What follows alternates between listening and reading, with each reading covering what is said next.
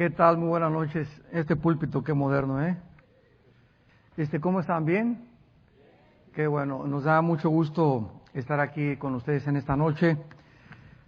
Ahora estamos radicando ya en la ciudad de Dallas. Tenemos ya 2 años. Nos cambiamos en el septiembre del 2006 a vivir allá, mi esposa y nuestros hijos. Y estamos pues allá tratando de abrir nuestras oficinas. Me han preguntado si vamos a abrir una iglesia allá, pero no. Ya no me aviento. No tenemos ninguna intención de abrir ninguna iglesia. Tenemos una en Denver, Colorado, nada más, pero vamos con otro propósito. Las iglesias han crecido mucho en México y mi esposa y yo necesitábamos unos años sabáticos. Entonces, pues desde allá, cada 15 días voy a México, a la Ciudad de México, a tratar de reunirme con mis 13 pastores que tenemos ahí en todas las iglesias. Tenemos 9 iglesias ya en el DF y los alrededores. Y estamos tratando de, pues, continuar, ¿verdad?, creciendo, si Dios quiere, y presentando el Evangelio, alcanzando los niveles políticos, sociales, que necesitan ser alcanzados con la palabra. Científicos también, tenemos muchas reuniones con médicos, con profesionistas, con abogados, con diputados, con senadores. Y ese es el propósito que tenemos, ¿verdad?, que el Evangelio llegue a todos los niveles. Y ahora que estamos viendo esta tremenda crisis aquí económica en Estados Unidos, pues es algo que la Biblia ya profetizaba desde hace 2600 años. Yo les comentaba hoy en la mañana que estábamos desayunando que el factor que va a determinar el caos en el mundo no va a ser la crisis económica o la caída de Wall Street o de los bancos, sino el petróleo. El petróleo es el factor, de acuerdo a la Biblia, que va a determinar las últimas guerras nucleares. Y si nosotros consideramos que Estados Unidos produce el 3% del petróleo mundial, síganme con mucho cuidado con estas estadísticas, y consume la 1/4 parte del petróleo del mundo, Estados Unidos, o sea, de toda la producción petrolera que existe, el 25% lo consume esta nación. Estados Unidos consume el doble de China y de Japón. Estados Unidos consume 20 millones de barriles de petróleo diarios. Y China y Japón 5 millones cada uno. O sea, la mitad de lo que consume este país. Entonces, este país no puede sobrevivir sin el petróleo. ¿Y el petróleo en dónde está? ¿En México? ¿Venezuela? Bueno, muy poquito. El 65% de las reservas petroleras del mundo se encuentran en el Medio Oriente. Y están controlados por 3 países principalmente, que son Irak, Saudi Arabia e Irán. Y los árabes odian a esta nación. ¿Por qué? Porque esta nación apoya desde hace 50 años a Israel.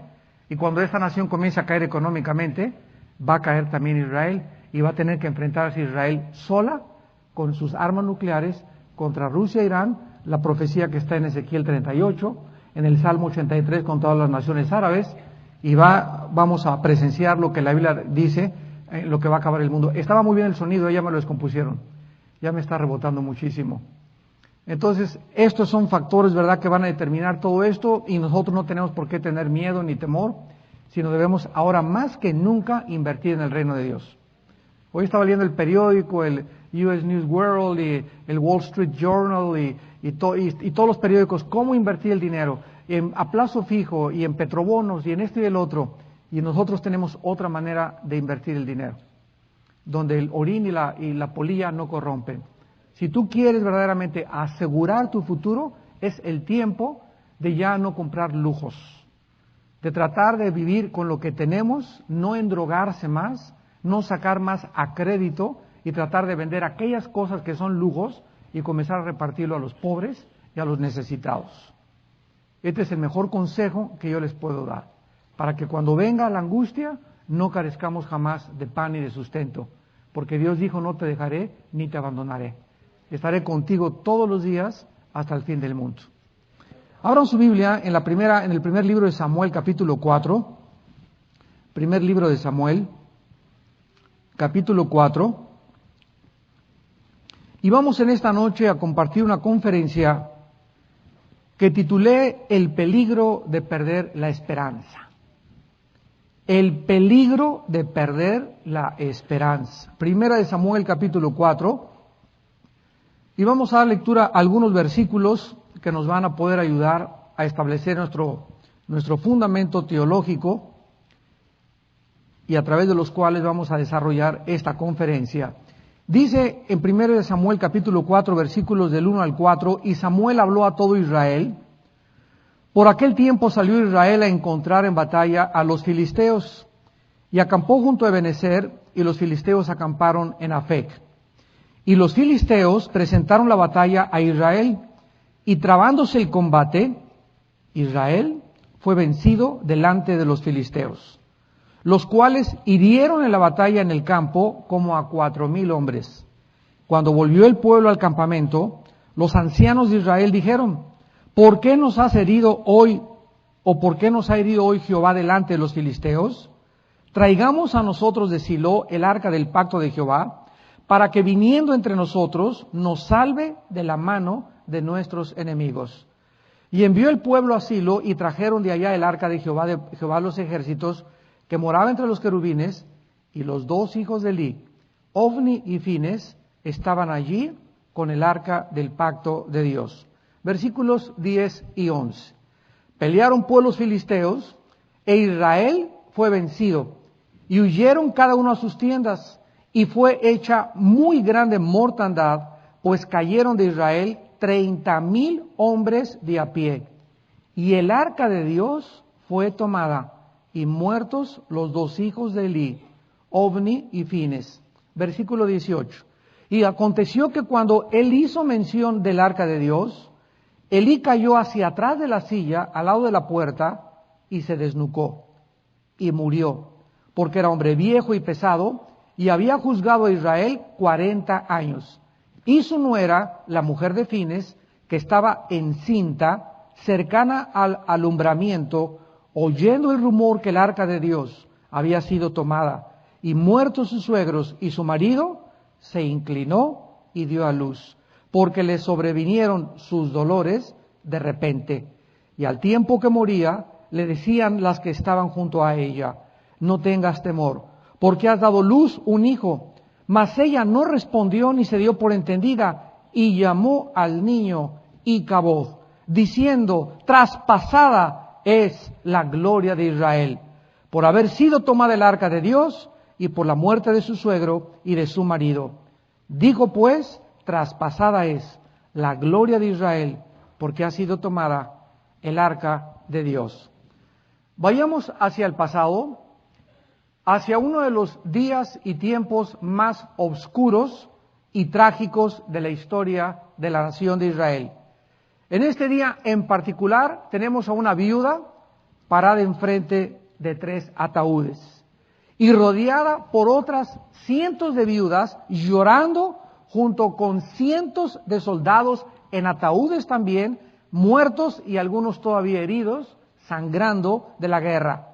En el centro de esta escena tenemos a esta viuda sin nombre, quien difícilmente podía permanecer de pie al estar llorándole a 3 ataúdes. Embarazada además y con grandes dolores porque estaba a punto de parir y al borde del colapso, tuvo que ser sostenida por las demás mujeres que estaban a su alrededor, porque esta mujer estaba ya mental y espiritualmente muerta, totalmente vencida por un grandísimo dolor que había sobrecogido su alma. En uno de los ataúdes se encontraba su suegro de casi 98 años, Elí. En el otro ataúd se encontraba su cuñado Ofni, que eran sacerdotes, hijo del sumo sacerdote Elí, de su suegro. Y en el otro ataúd se encontraba su esposo Fines. Entonces, esta mujer había perdido a su suegro, a su cuñado y a su esposo. Eran los 3 ataúdes delante de los cuales estaba llorando. Veamos cuál fue la causa de toda esta tragedia. Fue en este tiempo de Israel en que la calamidad había azotado a la nación, y días antes el ejército de Israel, como ya leímos en los primeros versículos, había salido a la batalla contra los filisteos y habían sido vencidos. 30,000 hombres de a pie, 30,000 soldados de la infantería habían sido muertos. Cuando Elí, el sumo sacerdote, escuchó que el arca del pacto había sido capturada y además sus 2 hijos muertos, de repente se fue para atrás en la silla y se desnucó. Es muy segura que esta viuda que estaba llorando y estaba sobrecogida por el dolor, estaba teniendo un grande amor por las cosas de Dios, porque también ella estaba adolorida de haber oído que el arca de Dios había sido tomada, que la nación había caído en la apatía, en el pecado y en la ambición, su suegro, el sumo sacerdote. Con Elí como el sumo sacerdote, los sacerdotes se hicieron ciegos ante los pecados que estaban sucediéndose en la iglesia en ese tiempo, porque Ofni, uno de sus hijos, era un sacerdote perverso e inmoral que había cometido fornicación con las mujeres ahí mismo en la iglesia. Fines, el otro hombre, hermano de Ofni y esposo de esta viuda, era un hombre adúltero y era un pastor, era un ministro de Dios, era un sacerdote, era un apóstata porque había cometido también los mismos pecados de fornicación por muchos años. Esta viuda, ahora de repente, enfrente de los 3 ataúdes, comenzaba a recordar que había venido un profeta llamado Samuel a darles una profecía a esa casa de Elí acerca de lo que iba a suceder después, como hemos visto. En el capítulo 2 de Samuel, versículo 27, dice la Biblia que vino un varón de Dios a Elí. Esto fue antes de todo lo que estamos narrando. Y le dijo, así ha dicho Jehová, 1 Samuel 2:27, ¿no me manifesté yo claramente a la casa de tu padre cuando estaban en Egipto en casa de Faraón? Versículo 29. ¿Por qué habéis hollado mis sacrificios y mis ofrendas que yo mandé ofrecer en el tabernáculo, y has honrado a tus hijos más que a mí? Has honrado a tus hijos más que a mí, engordándoos de lo principal de todas las ofrendas de mi pueblo Israel. Por tanto, Jehová de los ejércitos dice así, yo había dicho que tu casa y la casa de tu padre andarían de mí delante perpetuamente, mas ahora ha dicho Jehová, nunca yo tal haga, porque yo honraré a los que me honran y a los que me desprecian serán tenidos en poco. Aquí vienen días en que cortaré tu brazo y el brazo de la casa de tu padre, de modo que no haya anciano en tu casa, verás tu casa humillada. Verás tu casa humillada, mientras Dios colma de bienes a Israel, y en ningún tiempo habrá anciano en tu casa. Y te será por señal esto, que acontecerá, que a tus 2 hijos, Ofni y Fines, ambos morirán en un solo día. Podemos imaginarnos el dolor ahora de esta viuda que estaba experimentando frente a estos ataúdes, de un esposo que estaba ahí muerto y sin embargo era un esposo que había sido un adúltero, que había seducido a otras mujeres, tal vez amigas de ella, y tal vez mujeres que ella misma había ministrado en la iglesia y que ellos habían de una forma espontánea creído, ¿verdad?, que su esposo como sacerdote o como pastor era una persona y era un hombre de Dios. Sin embargo, la Biblia nos relata un cuadro diferente. En la mente de esta pobre viuda, los enemigos de Dios habían triunfado. Esta viuda pensaba ya que todo a su alrededor, la iglesia, la nación, estaba en ruinas y sin aparente esperanza de poder levantarse. No había ya nada de acuerdo a la mente de esta viuda, por lo cual tener esperanza. Y más que nada, esta mujer llevaba un dolor muy profundo por los pecados de su esposo. No sabía ya si llorar de tristeza y de dolor, al saber, ¿verdad?, que su esposo había cometido tantos adulterios, o de llorar simplemente por la tristeza en la que su esposo tal vez no iría al cielo.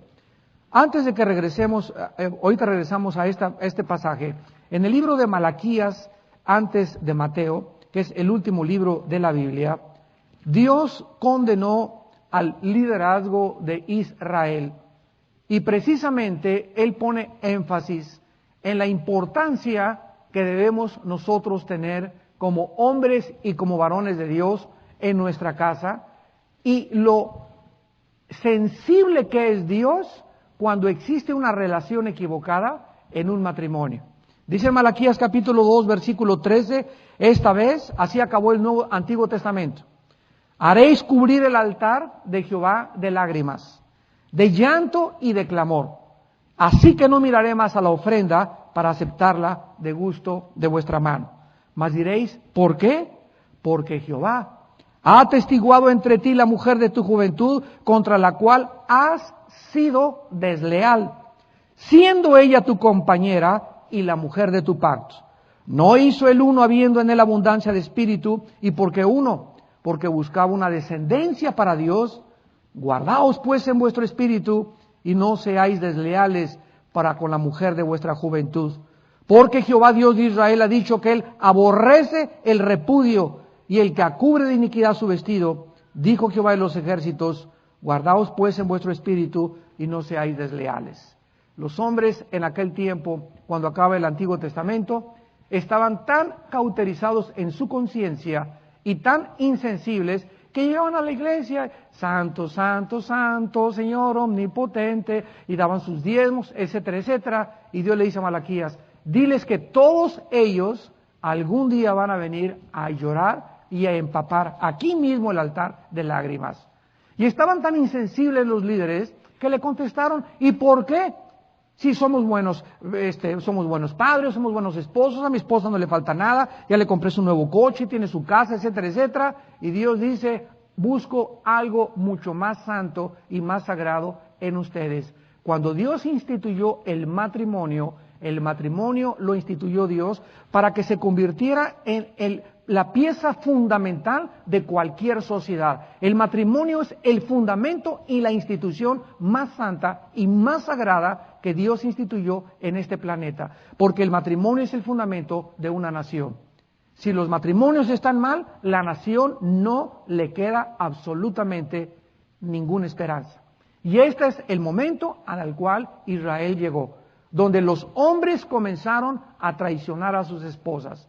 Y veamos que aquí se le llama al matrimonio en el versículo 14, Dios, un pacto entre mi esposa y yo, la mujer de tu pacto. Cuando yo me casé con mi esposa, me dieron este anillo que tengo aquí a mi izquierda, y aquí tiene el nombre de Marta y la fecha en que nos casamos. Ella tiene el anillo con mi nombre, con la fecha que nos casamos. Y esta argollita es la garantía cuando nos casamos delante de una sociedad, delante de nuestra familia y delante de las leyes de Dios, de que yo debo de serle fiel a mi esposo, que no debo guardar en mi corazón ninguna otra mujer, y si me asaltan pensamientos y tentaciones que continuamente nos asaltan, Padre, con la sangre de Cristo rechazo esto, no puedo jugar con el pecado, coquetear con el pecado, mi esposo y mi esposa, no puedo jugar con esto, no puedo yo ser bendecido, no puedo prosperar, no puedo adelantar si yo no le soy fiel a mi esposo. Es una condición imprescindible que se repite en 1 Pedro 3:7 en el Nuevo Testamento. Maridos, vivan con sus esposas sabiamente, tratándolas como vasos frágiles y como coherederas de la gracia de la vida, sabiendo que si hay una relación equivocada con tu esposa, no vengas y me pidas nada, dice el Señor. Ay, Señor, sáname de aquí. Y Señor, viene una campaña de sanidad y pasamos todos a ser sanados. Y ahora los sanadores es púmbale, púmbale, púmbale, púmbale, púmbale. ¿Y cuánta gente que está pasando así está en pecado? Y cree que es Saladín de la lámpara maravillosa, nada más púmbale, púmbale, púmbale. Cristo jamás hizo eso. Cristo de 100 se iba a una sola persona y sanaba a una. De 8 sanaba a 2 nada más, a todo lo que el Padre le dirigía a hacer. Pero ¿cuántos cristianos están enfermos por el pecado en el que están viviendo? Por violar leyes de la comida, por violar leyes de la salud, por violar leyes morales, como no serle fiel a su esposo. Y esta viuda, regresamos a 1 Samuel 4, estaba padeciendo la tristeza, la deshonra de haber perdido al sumo sacerdote, que era su suegro, y a su esposo, que había cometido adulterio. Ahora habían terminado de enterrarlos. De repente, esta viuda, ante el funeral, comienza ahí mismo a dar a luz. Dice el versículo 19 de 1 Samuel 4, y su nuera, la mujer de Fines, que estaba encinta, cercana al alumbramiento, oyendo el rumor que el arca de Dios había sido tomada, y muerto su suegro y su marido, se inclinó y dio a luz, porque le sobrevinieron sus dolores de repente. Había otras viudas también ahí, repetimos, que estaban también sufriendo como ella, tal vez no con tanto dolor, porque también habían perdido a sus maridos en la batalla. Y ellas podían ver que en medio de todas estas muertes y en medio de toda esta caos había una esperanza fresca. En otras palabras, las mujeres junto a esta mujer que estaba pariendo ahí a su hijo, le estaban diciendo, anímate, ahora tienes otra esperanza, tienes a un bebé, vas a ser madre, un nuevo comienzo, Dios no te ha olvidado. Y así hay muchas de ustedes, mujeres, que tal vez tu marido es un barbaján, tal vez tu marido es un pelagato, roto quinto patiero, tal vez tu marido, tú sabes que te ha engañado, etcétera, etcétera, pero sabes una cosa, mujer que me escuchas, no te des por vencida, tus hijos valen la pena de seguir viviendo. Tú, muchacha que te has embarazado, no abortes, no lleves a otro asesinato a tu hijo, ten a ese niño, no importa las vergüenzas que puedas pasar, porque ese niño puede convertirse en una esperanza para tu vida, en una razón por la cual tú ahora puedes tú vivir y entregarle tu vida y tu futuro. No podemos jamás nosotros, ante ninguna situación que tengamos, perder la esperanza. Pero la viuda de Fines ya estaba convencida de que Dios la había abandonado. Y tal vez estaba diciendo en su corazón, el Señor me ha abandonado. Miren nada más cuánta desolación. El arca tomada, la presencia de Dios se ha ido. Mi marido adúltero, el sumo sacerdote, ¿verdad? Peor que el anticristo. Y miren nomás la situación en la que ha acabado. No creo que haya ya ninguna esperanza. Y estamos viviendo nosotros exactamente los mismos tiempos, donde muchos cristianos creen que porque ya ha habido tanto pecado y tanta predicación de la prosperidad y tantas hipocresías y tantas falsedades, no, ya no hay iglesias, ya todos son unos hipócritas y se retiran, y en cuanto tú te retiras, comienzas a morir como la viuda mental y espiritualmente, como lo vamos a demostrar. En el momento que perdemos la esperanza, perdemos todo. Porque lo único que nos mantiene vivos delante de Dios es la esperanza de la resurrección de Jesucristo. Hemos sido renacidos a una esperanza viva por medio de la resurrección de Jesucristo. Verdaderamente esta viuda estaba inconsolable, pues había pensado ya ni siquiera tener a luz, ni siquiera tener a su bebé. Y entonces ella comienza a parir. Y antes de morir, dice el versículo 20, al tiempo que moría, le decían las que estaban junto a ella, no tengas temor, has dado a luz un hijo, mas ella no respondió ni se dio por entendida. Ya estaba esta mujer totalmente muerta, física, mental y espiritualmente. Y clamó al niño y le dijo, Icabod, la gloria de Dios se ha ido, traspasada es la gloria de Dios, porque el arca ha sido tomada. La palabra Icabod significa en el hebreo la pérdida de la presencia de Dios y la falta de esperanza para su pueblo. Cuando el arca era arrebatada, ya no tenían la presencia de Dios. Y cuando perdemos la presencia de Dios, perdemos su protección, perdemos su dirección, perdemos su fortaleza, perdemos su ánimo, porque como le dijo Dios a Moisés, Señor, dime lo que tú quieras, pero por favor no apartes tu presencia de mi vida. Y yo muchas veces también le he dicho eso a Dios. Señor, tengo problemas con los hijos, tengo problemas por acá, con la iglesia, etcétera, etcétera. Solo te pido, Señor, solo te pido, confírmame que está tu presencia en mi vida. Porque si yo sé que tu presencia está en mi vida, voy a tener la fuerza y el ánimo de enfrentar cualquier cosa. Porque si Dios con nosotros, ¿quién contra nosotros? Simplemente esta mujer dejó de pelear. Y cuando dejamos de pelear, comenzamos a morir. No podemos darnos el lujo de dejar de pelear. Estamos involucrados en una guerra espiritual. Y creo que la verdadera causa de la muerte de esta mujer fue su falta de esperanza. Veamos los 3 mensajes que esta viuda tiene para el pueblo de Dios en el siglo XXI. En su desesperación y en su dolor, esta viuda le estaba hablando al pueblo de Dios de todas las épocas. Porque todos nosotros los cristianos vamos a enfrentar estas 3 clases de dolores que enfrentó esta viuda. Los 3 dolores que enfrentó esta viuda fue, en primer lugar, el dolor por la condición actual de la nación. Israel se encontraba sumida en la apostasía. En segundo lugar, dolor por la condición actual de la iglesia. La iglesia se encontraba en su peor condición de toda la historia. Y en tercer lugar, dolor por los sufrimientos personales del adulterio de su esposo. Veamos en primer lugar el dolor por la condición de nuestra nación. ¿Quién puede negar, amados santos, ustedes que viven aquí en California, a lo que ha llegado la sociedad?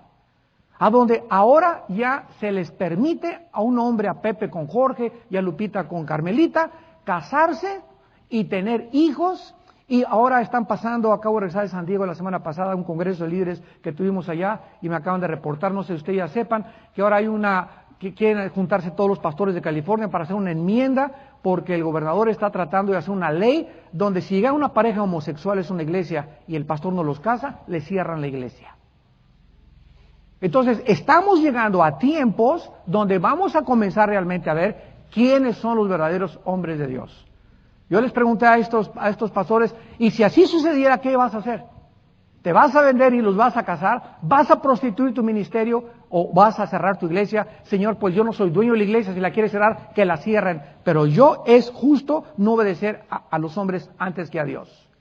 No podemos nosotros violar las leyes de Dios. Y escúcheme, estamos acercándonos a los tiempos donde Dios por el fuego nos está atravesando. Donde se va a demostrar quiénes son verdaderamente los cristianos.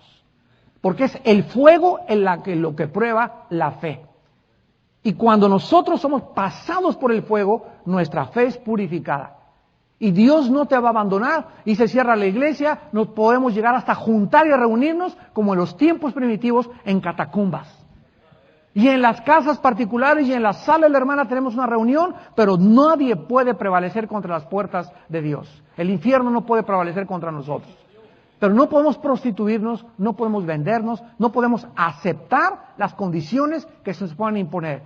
Porque antes de las leyes están las leyes de Dios. Cuando los apóstoles fueron arrinconados en el libro de los Hechos y les prohibimos predicar la palabra de Dios a donde estamos llegando ya nosotros, entonces los apóstoles contestaron, juzguen si es justo obedecerlos a ustedes antes que a Dios. Y ellos continuaron y prefirieron la cárcel. Vamos a llegar ya el tiempo donde ya no va a haber prosperidad y todo va bien y peace and love y no hay juicio, no hay pecado, no hay nada. Vamos a llegar el tiempo donde nos vamos a escribir cartas y te voy a decir, estimado Jorge, yo Armando, copartícipe tuyo en la tribulación y en la paciencia del reino de Dios. Y el diablo ha mostrado que muchos los puede meter a la cárcel y el diablo te puede matar con el permiso de Dios. Y el anticristo, la bestia, vencerá a los santos. Y nosotros le hemos vencido por la sangre del Cordero y porque menospreciamos nuestras vidas hasta la muerte. Ahora sí llegó el tiempo de demostrar quién es de la América y quién es de las Chivas. ¿Quién tiene la camiseta puesta ya? Aquí ya no hay términos medios. Aquí eres o ya no eres. Se acabaron los tiempos, viene el fuego de la purificación, vienen las pruebas donde verdaderamente las aflicciones de esta vida no van a ser comparables con las glorias que se han de manifestar en nosotros. Casi ahora podemos escuchar todos los días ataques de Dios, contra la Biblia, contra los cristianos en los medios de comunicación, en el cine, en las revistas, en las telenovelas, en los periódicos. El enemigo está tratando poco a poco, minando lentamente los valores de la sociedad, para que lleguemos a aceptar y a creer que es normal. Que ya es normal tener relaciones sexuales antes de casarse. Ahora una muchacha virgen ya no es virtuosa, ahora es la dejada y la tonta. Ya no es una virtud la virginidad. Ahora la critican y la persiguen en la escuela, igual que a los hombres también. Ahora ya no es una cualidad que un hombre les diga a sus amigos, ¿sabes una cosa? No me voy con ustedes a la zona roja, ni con las prostitutas, ni a ver pornografía. Ay, sí, ¿a poco? Sí, así es, y no me avergüenzo, yo le soy fiel a mi esposa. Ya no es una virtud y es objeto de burla. Ya te persiguen. ¿Por qué? Porque quieren hacernos creer que es normal y no es normal. Nosotros somos un pueblo santo, separado del mundo, para que proclamemos las virtudes de aquel que nos llamó de las tinieblas a su luz admirable. Somos un pueblo que tenemos que ser distintos a las costumbres, a la moral, a las diversiones, al arte, a la cultura de la civilización que nos rodea. Jesús nos dijo que nos mandaba como ovejas en medio de lobos. Y tenemos que entender esto, que es a través de esta diferencia en la que el mundo va a creer que somos distintos. Hasta que tú no le muestres a tu familia que eres diferente, y a tu novia que eres diferente, y a tu novio que eres diferente, ¿quién va a creer que realmente eres cristiano? Ya se ha permitido los matrimonios gays, el homosexualismo continúa demandando derechos en México, en Estados Unidos, en todas partes. El aborto ha sido legalizado hasta las 12 semanas de embarazo en México y la rebelión sigue creciendo contra la autoridad en todos los lados del mundo entero.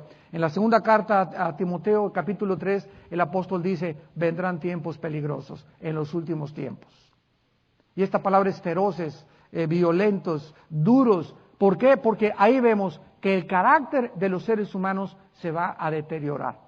Habrá hombres amadores de sí mismos, implacables, detractores, sin afecto natural, y se describen varias características donde vemos el carácter del ser humano deteriorado por haberse multiplicado la maldad.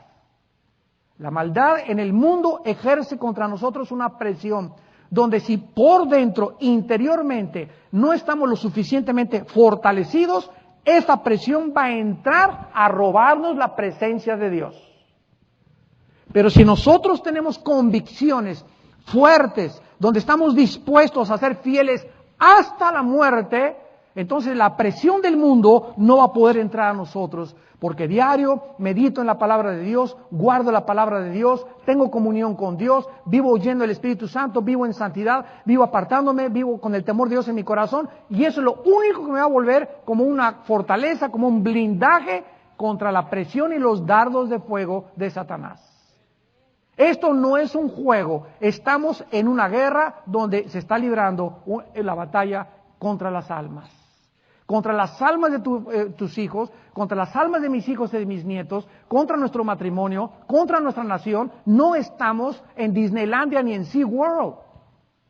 Estamos en un mundo de pecado, donde Satanás es el gobernante de este mundo temporalmente y se le está acabando la cuerda, se le está acabando el tiempo. Y Satanás sabe que él tiene que hacer lo imposible por detener la segunda venida de Jesucristo. Porque sabe que cuando Jesucristo regresa a reinar y a establecer su paz universal. Entonces, Él va a tratar de impedir por todos los medios de que Jesucristo no regrese a la tierra, como trató de impedir también su primera venida. Y esto es la forma en la que nosotros tenemos que discernir lo que está sucediendo. ¿Por qué? Porque nos estamos enfrentando a un dilema donde tenemos que escoger qué es lo que queremos ser. En segundo lugar, esta mujer experimentó el dolor por la condición de su iglesia. Ahora, la burla, el show y la inmoralidad no están solamente en la televisión y en la sociedad, sino también dentro de muchas iglesias y ministerios alrededor del mundo. En miles de iglesias ya no se menciona jamás el pecado. Ya no se menciona la cruz. Ya no se menciona el sacrificio de Cristo, ya no se menciona que el juicio viene, que el juicio viene, que el juicio viene, y mucho menos se menciona el infierno. Yo en mis 30 años que tengo que predicar el Evangelio he oído 2 mensajes nada más acerca del infierno, porque es impopular. Como me dijeron hace poco en Managua, Nicaragua, hermano, usted predica mensajes impopulares, y les contesté, ¿quién quiere ser popular? ¿Quién está buscando ser popular? ¿O estás buscando caerle bien a la gente? ¿Estás buscando que te contraten acá, que te contraten allá, y de pertenecer al clímax y pertenecer a la cúspide y al jet set de la iglesia y de los ministros de Dios? Porque el hermano tiene una iglesia de $100 millones y si no me invita a no dar ofrendas, por eso me voy a comprometer mi mensaje y tratar de predicar una cosa suavecita a la gente. Dios nos libre. Si nosotros, dice Gálatas 1:10, buscáramos agradar a los hombres, no podríamos ser llamados siervos de Cristo. Y ahora ya se ha perdido la ética, se ha perdido la integridad, se están vendiendo los ministros, están comprometiéndose, sus intereses son más importantes que el amor a la verdad. Y estamos, como dice esta serie y este seminario, comprometidos con la verdad. Y la verdad se encuentra en la palabra de Dios nada más. Los predicadores ahora están dedicados a tener reuniones masivas de sanidad y milagros. Ahora todos son sanadores. ¿Por qué? Porque si tú hablas de sanidad se te llena el estadio. ¿Quién no está enfermo? De la muela, de los juanetes, de los callos, ¿quién no está enfermo, verdad? Como oí hace poco un predicador en Sudamérica, llegó y eran como miles de personas, y ahora Dios a todos los paralíticos los va a levantar, y veías tú en la televisión que lo levantaban y se caían al suelo y se caían al suelo, y es falta de fe, y así le decían, y acabó la gente traumada, porque esto no es justo que se haga delante de Dios. Dios no es Dios, claro que sigue sanando, pero Él es soberano en su sanidad. Y no se puede hacer un show de esto como lo están haciendo. Otros, ¿verdad? Ya no se quitan el saco y los tumban. Ahora, otros les ponen y le dicen, chao. Y los avientan al suelo. Imagínense nada más a Pablo, chao. O a Pedro. ¿Verdad? Se carcajarían, pero eso es lo que estamos viendo y lo vemos como normal. ¿Por qué? Porque ya el pueblo está perdiendo el discernimiento. Les decía hoy en la mañana, porque el pueblo de Dios ahora ya no estudia la Biblia, ya no conoce la Biblia, ya solamente quiere ser elevado en sus emociones, arriba, ir a reuniones donde me suban, y después llego a mi casa y me bajo. Ya no quieren disipularse, no quieren estudiar la Biblia sistemática, inductivamente, y esta es la razón por la cual están siendo engañados.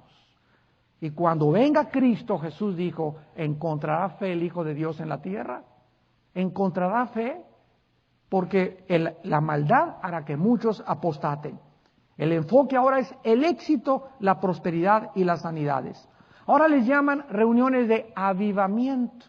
Cuando hay mucho borlote, amén, eso le llaman avivamiento. Y sabe una cosa, que si venimos a la Biblia, cuando hay un avivamiento, siempre comienza con quebrantamiento, con lágrimas y con arrepentimiento.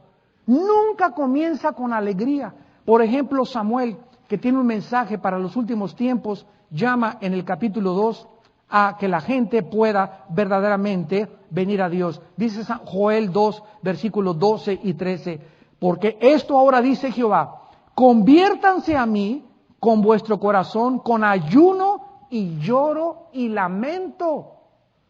Rasguen su corazón y no sus vestidos y conviértanse a Jehová vuestro Dios. Porque misericordioso es y clemente, tardo para la ira y grande en misericordia y que se duele del castigo. Todos los grandes avivamientos de la historia comienzan con lágrimas, con quebrantamiento. Cuando nos juntamos a confesar nuestros pecados, a dolernos por lo que realmente hemos hecho, porque no hemos sido buenos padres, buenos esposos, buenos ciudadanos, buenos cristianos, y comenzamos, Señor, límpiame, lávame con hisopo, purifícame, hay tanta maldad, tanta cochinada todavía en mi corazón, oh Dios, sácala. Cuando Dios ve ese quebrantamiento en nuestra vida, ya no quiero ser igual, Señor, quítame la pornografía, quítame los pensamientos inmundos, quítame esas cosas, Señor, que me impiden que tu presencia pueda manifestarse con poder en mi vida. Es cuando viene el avivamiento. Avivar significa volver a vivir. Es cuando comenzamos a resucitar verdaderamente. No es a través de manipular las emociones, los avivamientos, como equivocadamente actualmente le siguen llamando. Y sabe una cosa, que de acuerdo a la Biblia no va a haber avivamientos antes de que venga Cristo. Viene la apostasía. Va a haber pequeños brotes y remanentes en todos lados, aquí en Concord, etcétera, por muchos lados, pero no hay tal cosa como un avivamiento que en la Argentina y en el Ecuador y en Perú, y se va a acabar la corrupción. Son sueños marihuanos.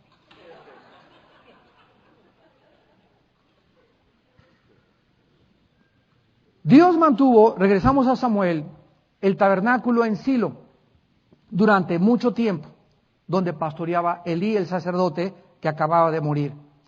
Pero en esta historia nos muestra de qué manera Dios juzga a su iglesia, a una iglesia que rechaza su presencia. Dios quitó su presencia en Silo y la juzgó escribiendo en la puerta Icabod. Ya no estoy con ustedes. Pensemos ahora en toda la prosperidad, como repito, que está predicando actualmente. Se predica inclusive que las naciones latinoamericanas, pongo otra vez el énfasis, serán sacadas de la pobreza y la corrupción, o sea, en las palabras, que el milenio va a ser antes de la venida de Jesucristo. No sé de qué Biblia sacaron eso, pero esto no se encuentra en la palabra de Dios. Tal vez esté en la Biblia del Mormón. Y en tercer lugar, esta mujer enfrentó el dolor por sus sufrimientos personales. De la misma manera que esta mujer dolía por la iglesia, que estaba sufriendo por su nación y por los adulterios de su esposo, así también existen millones de mujeres y también millones de hombres que sufren por el adulterio, por la condición de la iglesia, por la hipocresía, por la corrupción del gobierno, por la ambición de los banqueros, etcétera, etcétera. Millones de varones que siguen a Dios y que aman a Dios, como esta viuda, ven la condición de la iglesia, del mundo y sus familiares, y este es, escúchenme, el único remanente que va a ver a Cristo cuando Él regrese. En el libro de Ezequiel, capítulo 9, vemos el juicio de la ciudad de Jerusalén. Y como Dios es el mismo ayer, hoy y por los siglos, en su manera de actuar, en su amor, en su justicia, nunca Él ha hecho acepción de personas, porque Dios no tiene consentidos. Dice claramente la Biblia en Ezequiel capítulo 9, versículo 4 al 6, que Dios le dio órdenes a los ángeles para que entraran a Jerusalén a matar a todo el mundo. Y les dijo, pasen por en medio de la ciudad, Ezequiel 9, 4, por en medio de Jerusalén y pónganles una señal en la frente a los hombres que gimen y que claman a causa de todas las abominaciones que se hacen en medio de ellos. Y a los otros dijo, oyéndolo yo, pasen por la ciudad en pos de él y maten. No perdone vuestro ojo ni tenga misericordia. Matad a viejos, jóvenes, vírgenes, niños y mujeres, hasta que no quede ninguno. Pero a todo aquel sobre el cual hubiere señal, no os acercaréis. Y comenzarán por Las Vegas. ¿Eso dice? Comenzarán por mi santuario, porque el juicio comienza en la casa de Dios. Y antes de que vengan más juicios y más huracanes y más devastaciones y más catástrofes cataclísmicas y más tsunamis, Dios va a comenzar con nosotros. Y ya está Dios purificando ahorita en los tiempos que vivimos su iglesia. Esta crisis económica en esta nación va a comenzar a probar quiénes son verdaderamente los cristianos. Muchos que no son cristianos van a comenzar a decir, no, ahora ya mis diezmos los voy a comenzar a retraer. ¿Por qué? Porque ahora voy a tener que guardar el dinero y voy a tener que guardarlos para las crisis futuras. Y los verdaderos cristianos son los que más ahorita van a dar a la obra de Dios para garantizar su futuro, el de su familia y el de sus hijos. Ahorita vas a demostrar por qué dabas lo que dabas, por qué lo que eres. Ahorita vas a demostrar si realmente vas a ser a tu esposa fiel hasta la muerte, si vas a ser fiel con tus hijos. Ahorita es el tiempo en el que tenemos que dolernos y mostrar que somos verdaderamente creyentes, porque la fe sin obras es muerta. ¿Quién es el que tiene fe? Aquel que obedece la palabra de Dios. ¿Cuántos de ustedes, no levanten la mano, cuántos de ustedes fue la última, y sé sincero, fue la última vez que lloraron? Que lloraron por la condición en la que esta nación está pasando. Dios mío, ¿qué está pasando en la Casa Blanca, Señor? Oh, Dios mío, mira nada más cuánto pecado, cuántas leyes aquí en California. Oh, Señor, mis hijos, Padre Santo, los jóvenes de nuestra iglesia, Padre, el pastor. ¿Cuántos de ustedes han mojado su almohada con lágrimas por los pecados del mundo en que estamos viviendo? No levantes tu mano. Pero dice la Biblia claramente que los únicos que van a ser salvados son aquellos que gimen de dolor por el pecado. Esta es la única forma que podemos tener y demostrar que tenemos el corazón de Jesucristo. Regresamos a Samuel y vemos que en medio de todas estas malas noticias, las buenas noticias son de que en medio de los juicios de Dios siempre habrá un remanente, una iglesia verdadera que esté llena de su gloria, que le puedo llamar la compañía de Samuel. Esto es lo que la viuda no pudo percibir, que Dios estaba sacando de las ruinas y de la corrupción espiritual en que se encontraba la nación y la iglesia un nuevo movimiento, algo sobrenatural que traería otra vez su gloria y su presencia verdadera. Y este mover estaba comenzando en su propia casa con ese hijo que estaba pariendo antes de morir. ¿Cuántos de ustedes no se imaginan que alguno de tus hijos o alguno de tus nietos van a ser los futuros verdaderos profetas de Dios. Y que Dios, a través de las drogas que pasó tu hijo y a través de la prostitución que pasó tu hija, porque al que mucho se le perdona, mucho ama, y a través de las cosas que hemos atravesado muchos padres, a través de todas esas ruinas que vemos y esa decadencia, donde decimos ya no hay esperanza, sí hay esperanza. Porque Cristo resucitó de los muertos y nos ha dicho claramente que jamás nos va a dejar y que nuestras oraciones son lo que hace que Dios pueda actuar y entrar en acción, nuestras lágrimas para cambiar la situación en la que estamos viviendo. Pero nosotros tenemos que mantener esta esperanza. Mientras el juicio caía sobre Israel, en medio de Silo, Dios estaba detrás de las cortinas, como siempre lo hace, levantando la compañía de Samuel. Y ahorita Dios, créanmelo, yo tengo un sobrino allá en Toluca, un muchacho de 23 años, que es un muchacho que está predicando como un Juan el Bautista, que está predicando, ¿verdad?, como una generación nueva de jóvenes sin temor de hablar la verdad. Una nueva voz profética verdadera que va a señalar claramente los pecados, como le dijo Juan el Bautista: Herodes, no te es lícito vivir en adulterio con tu cuñada. Los pecados de la sociedad, de la familia, del gobierno, una nueva generación dedicada enteramente a Dios, sin temor del compromiso con el mundo, ni con nadie, y que están dispuestos a oír claramente la voz de Dios, no a través de los profetas que ahora vemos, o de los apostolitis que tenemos, porque ya todos son apóstoles ahora, sino a través de la palabra de Dios. Hace poco me dijeron, ¿cómo considera usted que es un apóstol? Porque ahora me mandan cartas y me le ponen apóstol Pablo, apóstol Juan, apóstol San Crisóstomo. Me llegan libros también firmados, fulano de tal, profeta de Dios. Asústame, Malaquías.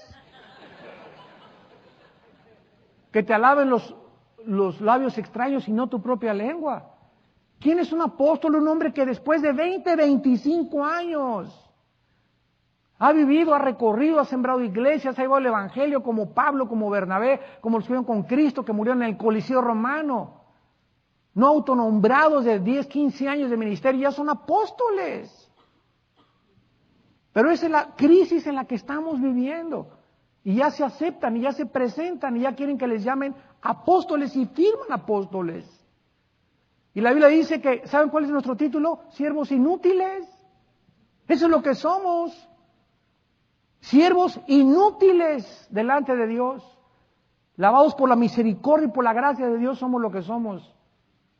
Y estamos buscando títulos para poder nosotros destacar. Y esto fue exactamente lo que sucedió. La presencia de Dios se fue de Israel y comenzaron Dios a levantar esta compañía escondida de profetas y de verdaderos hombres. Y terminamos con el peligro del desánimo. Ante toda esta clase de circunstancias que estamos atravesando, santos de Dios, de sombras y de valle y de muerte, tenemos que tener muchísimo cuidado, escúchame, con cuidado, de no desanimarnos. En Hebreos, capítulo 12, versículo 3, la Biblia dice: considerad aquel que sufrió tal contradicción de pecadores contra sí mismo, para que vuestro ánimo no se canse hasta desmayar. Para que vuestro ánimo no se canse hasta desmayar. El otro día llegó una señora y me dice: ay, hermano, he sufrido tanto, usted no se imagina. Le dije: enséñame las manos. Me las enseñó. Y le dije: ¿dónde están los clavos? No chille. Consideremos a aquel que en la cruz del Calvario sufrió tal contradicción de hombres. ¿Dónde están mis amigos? Todos me dejaron. Aquí estoy ya solo, lamiéndose las heridas. Imaginemos la autolástima que nos entra inmediatamente. Nadie me quiere, nadie me pela, nadie me hace caso, nadie tiene misericordia. Estuve en el hospital y nadie me visitó. Estuve en la cárcel y nadie fue a verme. Y cuando tú no estabas en el hospital, ¿a quién fuiste tú a visitar? Y cuando tú no estabas en la cárcel, ¿fuiste alguna vez a visitar a alguien en la cárcel? Entonces, ¿por qué te quejas si sembramos lo que recogemos? ¿Cómo puedes esperar que alguien te ame y que tenga consideraciones cuando tú no has sido considerado, cuando tú no has sido misericordioso, cuando tú no has perdonado las ofensas? Entonces, ¿cómo quieres recoger lo que no has sembrado? Pero así es como es la humanidad, egoísta y centrada en su ego. Y comenzamos nosotros a vivir en nuestros propios intereses. Y ahí en la cruz Jesucristo no pensó ni siquiera en Él mismo. Estaba pensando en la cruz, que a su madre la cuidaran. Mujer, ahí tu hijo. Juan, te encargo. No, esta mujer, ahí estaba pensando en su madre y en Juan, no estaba pensando en él. Cuando le pidieron que le dieran agua y le dieron hiel, no la quiso ni siquiera tomar para no mitigar su dolor. Ahí en la cruz, perdona a los padres porque no saben lo que hacen. No le dijo, nada más que me baje, van a ver lo que les va a pasar.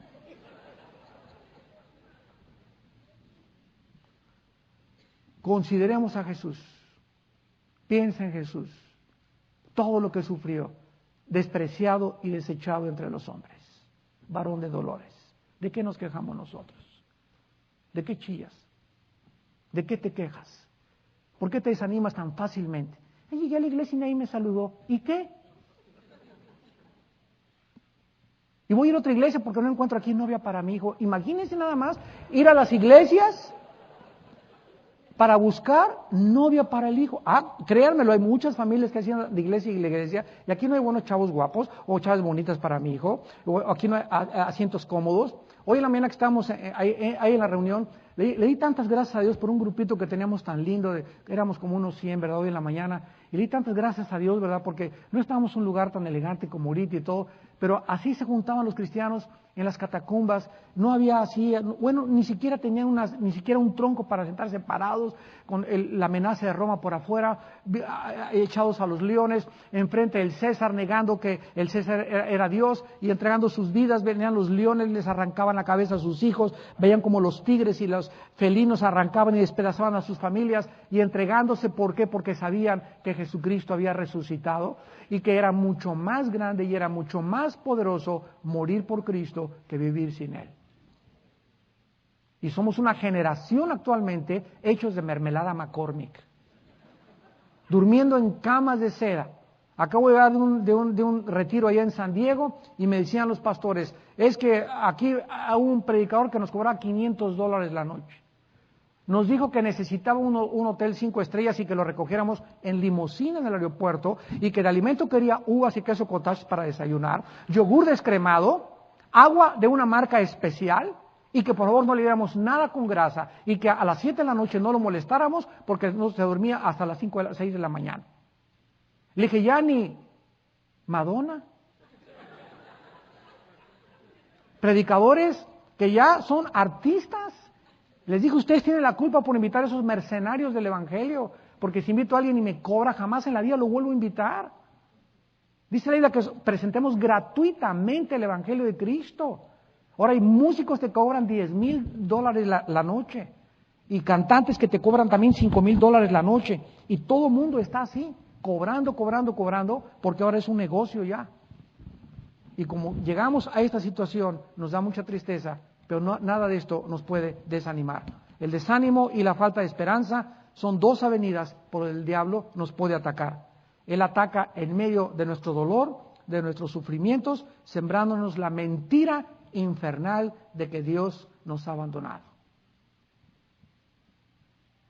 Y si el diablo puede lograr que en tu corazón no exista la esperanza de que Dios está vivo y de que vienen mejores tiempos cuando resucitemos junto con Él, y que lo que hemos sufrido va a ser como una mala noche simplemente de un hotel de 5ª categoría, no podrás enfrentar la vida, ni estarás dispuesto a pasar una tribulación. Porque también se enseña que los cristianos no vamos a pasar la tribulación, y todos los cristianos estamos esperando que antes de que vengan más dolores nos vayamos con el Señor. ¿Y qué tal si pasamos la tribulación? ¿Y qué si pasamos la gran tribulación? ¿Y qué tal si muchos son aquellos que dice la Biblia, y venció la bestia a los santos? Y la interpretación teológica o escatológica de la tribulación estaba totalmente equivocada, porque la iglesia no está lista para atravesar una tribulación. Están hechos y duermen en camas de seda de mermelada McCormick en la sangre.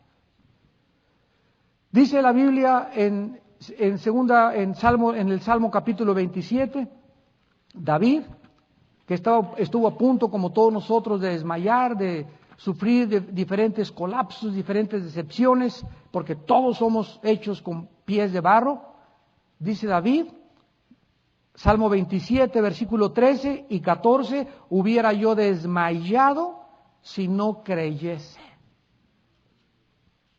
Hubiera yo desmayado si no creyese que veré la bondad de Dios.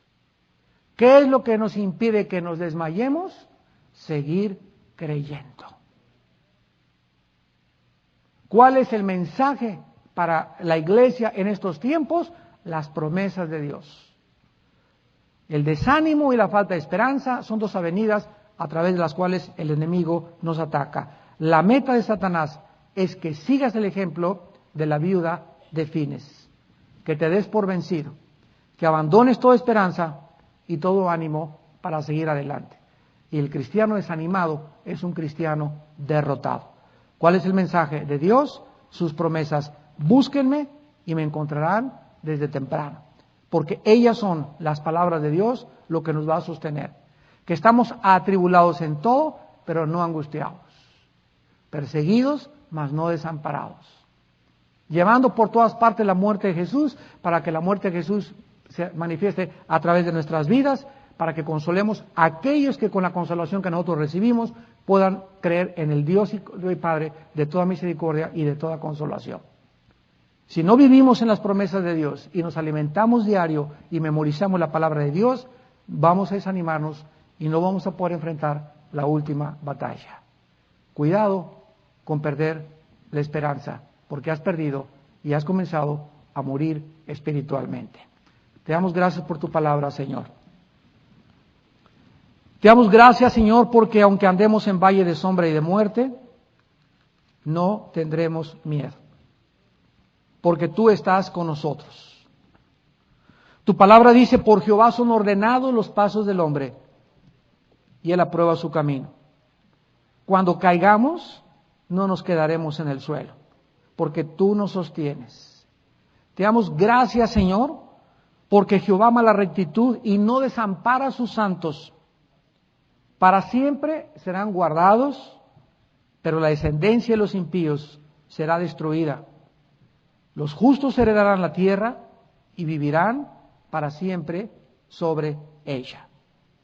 La boca del justo habla sabiduría y su lengua habla justicia. Nuestra salvación viene de Jehová y Él es nuestra fortaleza en el tiempo de la angustia. Señor, tú nos ayudarás y tú nos librarás y nos llevarás de gloria en gloria, por cuanto eres fiel a tus promesas de nunca dejarnos ni abandonarnos. En esta noche tal vez haya personas desanimadas o que tal vez estás muy cerca de perder la esperanza. Y estás llegando a esta situación no porque Dios te ha abandonado, sino porque tú te has alejado de Él. Ya no tienes contacto con la Biblia, ya no memorizas la palabra de Dios, tu vida de oración es muy raquítica y esto ha hecho que te estés enfriando y ha producido tu falta de esperanza, donde estás viendo todo oscuro y sin ninguna luz que entre a tu corazón. En esta noche yo te pido que te arrepientas. Arrepiéntete de abandonar a Dios. Ahora Dios jamás nos dejará ni nos desamparará. Su presencia nos fortalecerá y nos guiará a toda la verdad y nos mostrará las sendas de la vida. El bien y la misericordia nos seguirán durante todos los días de nuestra vida y aún después de la muerte seguiremos siendo pastoreados por Él. En esta noche tal vez hay alguna otra persona que no tiene a Jesucristo y que tú puedes en esta noche entregarle tu vida a Jesucristo al reconocer que si no tienes a Cristo no tienes ningún sentido ni propósito tu vida y vives sin esperanza. ¿Qué necesito hacer? La Biblia dice que ahí desde tu lugar le digas estas palabras con todo tu corazón. Señor mío, te pido perdón por mis pecados. Creo que en la cruz tu Hijo pagó con su sangre por ellos y que a los 3 días resucitó de los muertos. Señor Jesús, como creo que resucitaste y estás vivo, te pido que entres a mi corazón como mi Señor y Salvador. Te pido perdón por mi vida y dame el poder de vivir para ti. Trae esa esperanza que mi alma necesita y yo quiero vivir, Señor, para no ser avergonzado cuando tú vengas en el día de mi muerte y me llames a darte cuentas. Gracias porque nunca me dejarás ni me desampararás y el poco tiempo que me queda de vida, dame el poder de vivirlo para ti. En el nombre de Jesús. Amén. Qué linda es la palabra de Dios. ¿Qué haríamos sin ella? ¿Qué haríamos sin esta palabra? Amémosla, guardémosla en el corazón sobre todas las cosas. Guardemos nuestro corazón y atesoremos esta palabra diario. Levántate en la mañana y memoriza 2 versículos, en la tarde 2 versículos, en la noche, como si fuera receta médica. Llegas al médico y te dice 2 chochos en la mañana, o 2 pepas, o 2 pastillas, 2 en la tarde, 2 en la noche. Y así es la Biblia, ¿verdad? Si no la guardamos, si no la memorizamos, ¿cómo vamos a poder hablar la palabra? Y cuando vengan las tentaciones y los problemas, necesitamos la palabra, versículos que nos vengan, como le dijo Cristo a Satanás, no te es lícito, ¿verdad? Venir a tentarme de esta manera, porque escrito está, a tu Dios adorarás y a él solo servirás. Fueron los versículos de Deuteronomio que Cristo le citó a Satanás. No le dijo, porque de tal manera amó Dios al mundo, porque no iba relacionado con la tentación, sino que era exactamente el rema que el diablo necesitaba para que se alejara de él. Cuando te asalten problemas sexuales, gracias Dios porque mi cuerpo es el templo del Espíritu Santo y porque debo hacer morir lo terrenal y comenzar a purificarme y a limpiarme de toda inmundicia, porque es más grande la bendición que tú me vas a dar en la santidad que si yo caigo en pecado. Y eso nos anima para vivir para Él. Alguna persona en esta noche hizo esta oración invitando a Jesucristo, nos gustaría conocerte, decirte que nos sentimos orgullosos de ti, te queremos felicitar, ¿verdad? Y también decirte que estamos para ayudarte. Si tú en esta noche invitaste a Cristo por primera vez, ahí desde tu lugar te pido que te pongas de pie. Párense los que hicieron esta oración por primera vez, invitando a Jesucristo en tu vida. Ponte de pie. ¿Alguna persona en esta noche? ¿O todos tienen cara de San Crisóstomo? ¿Saben ustedes que todas las personas que Cristo llamó, las llamó públicamente? ¿Por qué? Porque si te da vergüenza pararte, no eres digno de seguirlo. Si Él no tuvo vergüenza de morir por nosotros, ¿cómo habríamos nosotros de tener vergüenza de pararse y decirle al mundo entero, sí, soy cristiano, ¿y qué? Esta es la razón por la cual les decimos que públicamente, gracias, que Dios te bendiga. ¿Alguna otra persona en esta noche se quiere poner de pie y antes de salir por esa puerta, asegurarte que tus pecados han sido perdonados y que si tú mueres en esta noche, vas camino al cielo? ¿Alguien más quiere ponerse de pie y decirle, Señor, en esta noche te pido perdón, gracias, que Dios te bendiga, gracias a Dios? Alguien más, Dios la bendiga allá atrás también, gracias a Dios por su vida. Alguien más, gracias, que Dios la bendiga. ¿Ya ven? Es una fuerza que tenemos que vencer, el temor y la vergüenza. ¿Alguien más? ¿Alguna otra persona más? ¿Alguien más? Gracias por oír esta palabra, gracias por lo que acaban de decir a Cristo. Los que se pararon, nos gustaría que a la salida, no sé si podemos ponernos aquí adelante con el pastor Chuy y conmigo, con el pastor Memo, para que vengan y les demos algunos consejos acerca de su vida cristiana. Que tengan mucha paz.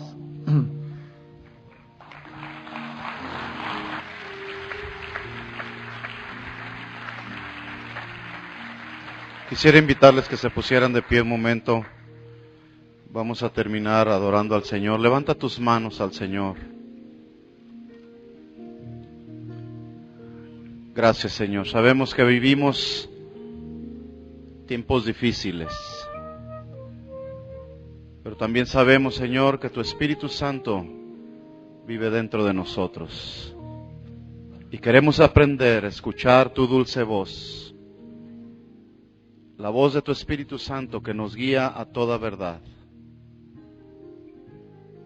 Aquí están nuestras manos alzadas hacia ti, Señor, como una muestra de rendición a ti, Señor. Ayúdanos en estos tiempos, Señor, Ayúdanos, Padre, en el nombre de Jesús, a obedecer tu voz, a permanecer adorándote siempre a ti, Señor.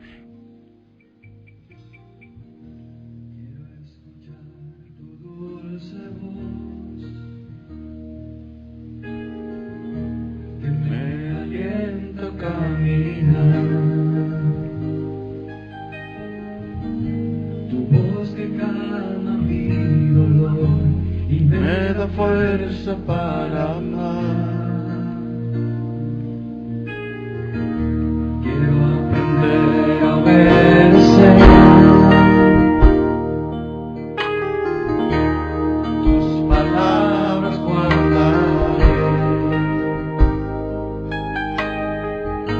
Tiempos difíciles vendrán, mas tu amor me sostendrá. Dile otra vez así. Quiero escuchar tu dulce voz, que me alienta a caminar.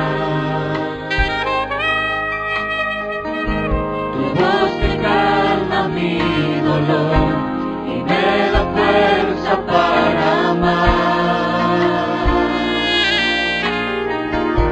Quiero aprender a obedecer tus palabras, guardaré. Tiempos difíciles vendrán, mas tu amor me sostendrá. El amor de muchos se enfriará,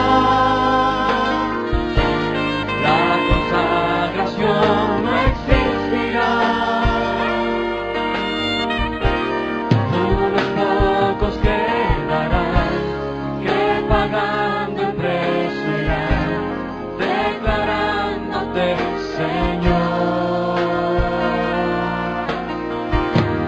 Adorándote quiero vivir, mi amor por ti no cambiará. Tú eres mi seguridad, nada temeré en ti, tú eres todo para mí.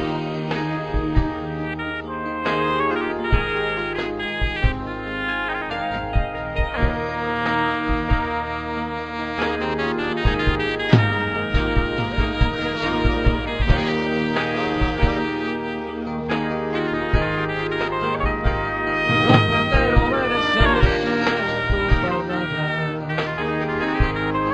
tus palabras guardaré en mi corazón. Y te quiero escuchar tu dulce voz, Sí, Señor. que me alienta a caminar. Tu voz que calma mi dolor y me da fuerza para amar. Quiero aprender a obedecer tus palabras, guardaré. Tiempos difíciles vendrán, mas tu amor me sostendrá. El amor de muchos se enfriará, la consagración no existirá. Unos pocos quedarán, que pagando el precio irán, declarándote Señor. Adorándote quiero vivir, mi amor por ti no cambiará.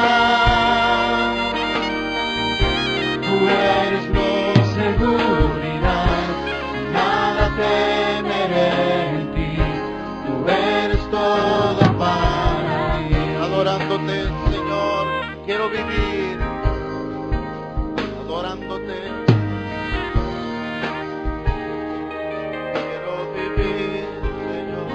levanta tu voz y vamos a adorar unos minutos al Señor. Hazlo con todo tu corazón en esta hora. Mientras la música fluye, abre tu boca y adora al Señor con todo tu corazón. Y dile: Señor, yo quiero ser de ese pequeño remanente que esté dispuesto a pagar el precio. Oh, sí, Señor, adorándote, quiero vivir para Adorándote quiero vivir. Tú eres todo para Mi amor por ti no cambiará. Tú eres todo para mí. Quiero vivir. Eres todo para mí.